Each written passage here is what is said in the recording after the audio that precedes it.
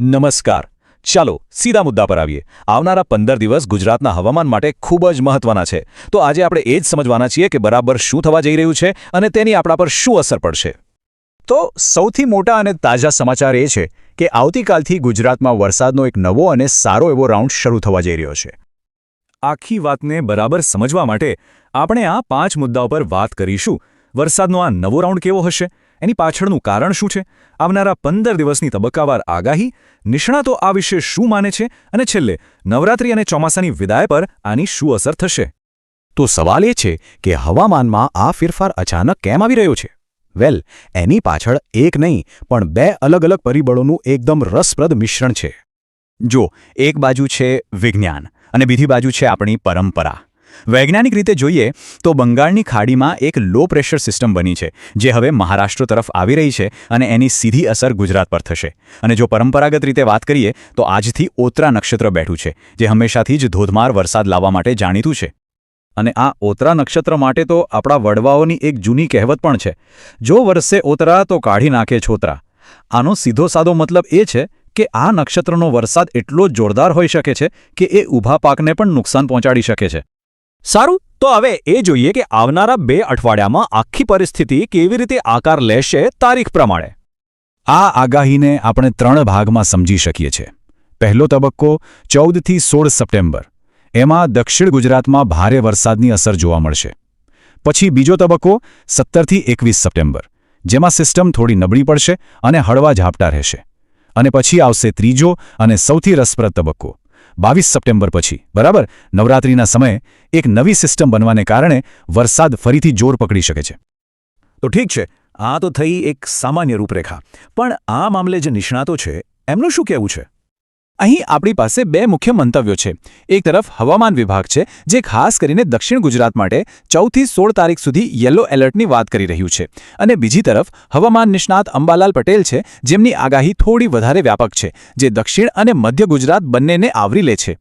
અને અંબાલાલ પટેલની આગાહીમાં જે આંકડો સૌથી વધુ ધ્યાન ખેંચે છે એ છે 4 ઇંચ. એમનું કહેવું છે કે 14થી 20 સપ્ટેમ્બરની વચ્ચે કેટલાક વિસ્તારોમાં 4 ઇંચ સુધીનો વરસાદ પડી શકે છે, જે ખરેખર એક મોટો આંકડો છે. તો આ બધી આગાહીઓનો આપણા માટે શું મતલબ છે? મુખ્યત્વે 2 બાબતો પર આની સીધી અસર જોવા મળશે. એક તો ગુજરાતનો સૌથી મોટો તહેવાર નવરાત્રી અને બીજું ચોમાસાની વિદાય.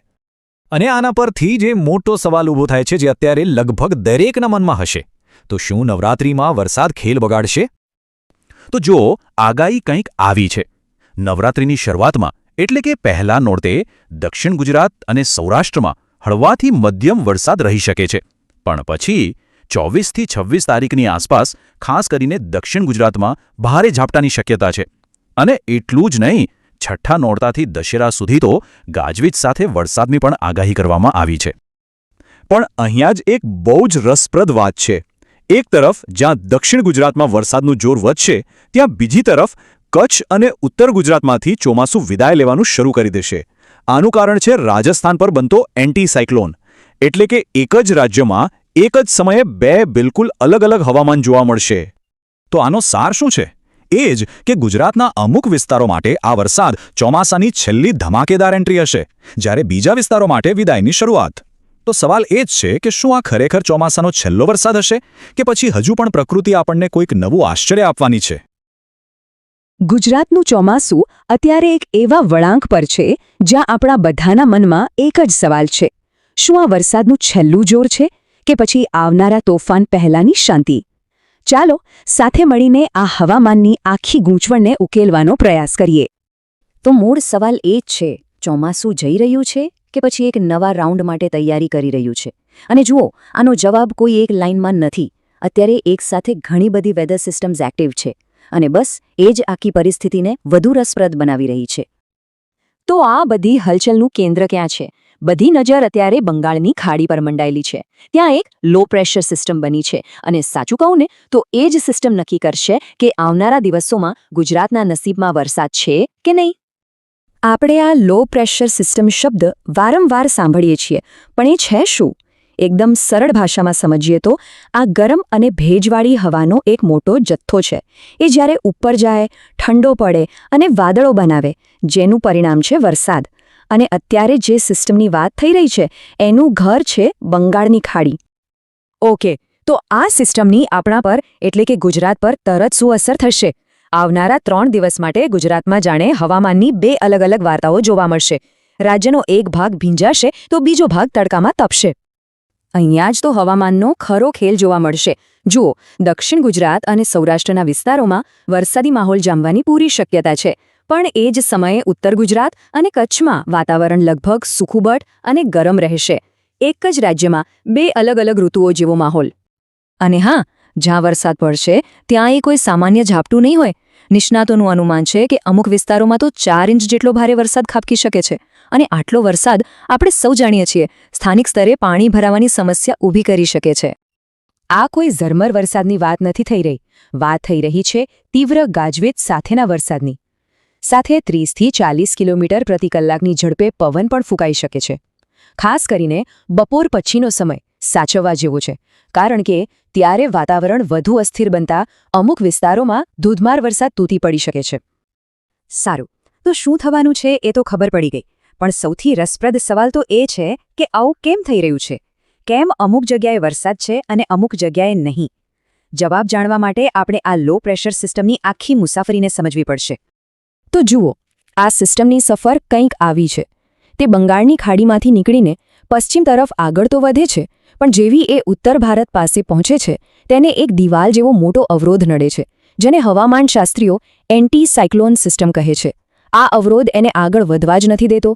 પરિણામે સિસ્ટમ ત્યાં જ નબળી પડી જાય છે, અને એટલે જ તેની અસર ફક્ત ગુજરાતના દક્ષિણ અને સૌરાષ્ટ્રના દરિયાકાંઠાના વિસ્તારો સુધી જ સીમિત રહી જાય છે. અને ખબર છે, આ આધુનિક વિજ્ઞાન જે કહી રહ્યું છે ને, એની સાથે સદીઓ જૂની આપણી પરંપરાગત માન્યતાઓ પણ તાલ મિલાવી રહી છે. અત્યારનો જે વરસાદી માહોલ છે એ ઉત્તર ફાલ્ગુની નક્ષત્રના સમય સાથે એકદમ બંધબેસતો આવે છે. આ નક્ષત્રનો સમયગાળો 13 સપ્ટેમ્બરથી શરૂ થઈને 27 સપ્ટેમ્બર સુધી ચાલે છે, અને પરંપરાગત રીતે આ સમયગાળો એના અણધાર્યા અને ભારે વરસાદ માટે જ જાણીતો છે. અને આ વાતને આપણી એક જૂની કહેવત બખૂબી રજૂ કરે છે: જો વરસે ઓતરા તો કાઢી નાખે છોતરા. આનો સીધો અર્થ એ છે કે આ સમયનો વરસાદ એટલો જોરદાર અને ભારે હોય છે કે તે ખેતરમાં ઊભા પાકને પણ નુકસાન પહોંચાડી શકે છે. હવે થોડું આગળનું વિચારીએ. આ મહિનાના બાકીના દિવસો કેવા રહેશે? આ માટે ચાલો આપણે જાણીતા હવામાન નિષ્ણાત અંબાલાલ પટેલની તારીખ મુજબની આગાહી પર એક નજર નાખીએ. એમની આગાહી મુજબ 14થી 20 સપ્ટેમ્બર દરમિયાન દક્ષિણ અને મધ્ય ગુજરાતમાં ભારે વરસાદની શક્યતા છે. પછી મહિનાના અંતમાં એટલે કે 24થી 26 સપ્ટેમ્બરની આસપાસ દક્ષિણ ગુજરાતમાં ફરી એકવાર ધોધમાર વરસાદનો રાઉન્ડ આવી શકે છે. અને રસપ્રદ વાત એ છે કે નવરાત્રી દરમિયાન પણ ગાજવીજ સાથે વરસાદની સંભાવના રહેલી છે. ચાલો, અત્યારના વરસાદની વાતો થઈ ગઈ, પણ હવે થોડી દૂરની નજર કરીએ, કારણ કે વિશ્વ હવામાન સંગઠન એટલે કે WMO તરફથી એક એવી ચેતવણી આવી રહી છે જે આવનારા મહિનાઓનું આખું ચિત્ર બદલી શકે છે. WMO એક એવી ક્લાઇમેટ પેટર્નના વિકાસ તરફ ઇશારો કરી રહ્યું છે જેને આવનારા મહિનામાં ખૂબ જ મોટી અસરો જોવા મળી શકે છે, અને આને ખરેખર ગંભીરતાથી લેવાની જરૂર છે. આ આખી પેટર્નનું કેન્દ્રબિંદુ છે લા નીના. આ પેસિફિક મહાસાગરમાં બનતી એક કુદરતી ઘટના છે, પણ એની અસર આખી દુનિયાના હવામાન પર થાય છે. અને સૌથી ચિંતાની વાત એ છે કે તે વાવાઝોડા જેવી તોફાની પ્રવૃત્તિઓને પ્રોત્સાહન આપે છે. આગાહી મુજબ લા નીનાની અસર ઓક્ટોબરથી જ દેખાવાની શરૂ થઈ જશે. નવેમ્બર આવતા સુધીમાં તે વધુ જોર પકડશે અને ડિસેમ્બર સુધીમાં તે સંપૂર્ણપણે સક્રિય થઈ ગયું હશે. આ સમયરેખા સ્પષ્ટ સંકેત આપે છે કે હવામાન એક મોટો પલટો લેવાની તૈયારીમાં છે. તો આ બધાનો સીધો મતલબ શું? મતલબ એ કે લા નીનાને કારણે બંગાળની ખાડીમાં વાવાઝોડા બનવાનું જોખમ અનેક ગણું વધી જશે.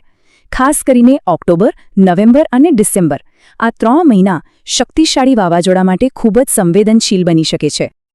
આ બધી માહિતી પછી આપણે એક મોટા સવાલ પર આવીને ઊભા રહીએ છીએ. ભલે અત્યારનો વરસાદ અમુક વિસ્તારો પૂરતો જ સીમિત હોય, પણ શું આવનારા મહિનાઓ આપણા દરિયાકાંઠા માટે વધુ પડકારજનક સાબિત થશે? આ એ સવાલ છે જેની પર સૌએ નજર રાખવી પડશે અને સાવચેત રહેવું પડશે.